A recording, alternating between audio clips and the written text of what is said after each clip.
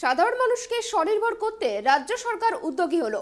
মুখ্যমন্ত্রী মমতা বন্দ্যোপাধ্যায়ের অনুপ্রেরণায় প্রাণী সম্পদ বিকাশের উদ্যোগে মুরগির বাচ্চা বিতরণ ও প্রশিক্ষণ কর্মসূচি পালন হলো রায়গঞ্জ বোগ্রাম প্রাথমিক বিদ্যালয়ের মাঠে। এদিন 230 জনের হাতে 10টি করে মুরগির বাচ্চা তুলে দেন বিধায়ক কৃষ্ণ কল্যাণী। এদিনের অনুষ্ঠানে বিধায়ক কৃষ্ণ কল্যাণী ছাড়াও উপস্থিত ছিলেন 13 ও 14 নম্বর কমলাবাড়ি গ্রাম পঞ্চায়েতের প্রধান প্রশান্ত দাস সহ বিভাগের আধিকারিকরা। সরকারের এই উদ্যোগের ফলে রাজ্যের মানুষ অনেকটাই স্বনির্ভর হবে বলে আশাবাদী বিধায়ক।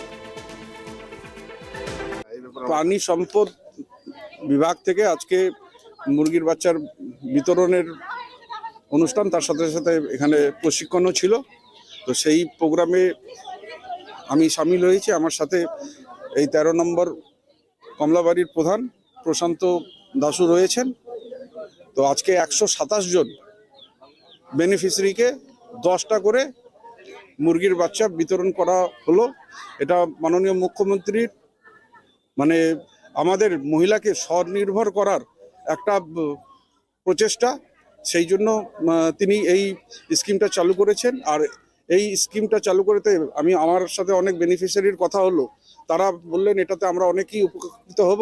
আগামী দিনে এই মুরগিকে লালন পালন করে এখান থেকে ডিম উৎপাদন হবে, আর সেটা দিয়ে আমরা উপার্জন করতে পারবো, আর আমাদের সংসার চালাতে এটাতে আমাদের খুব সাহায্য হবে।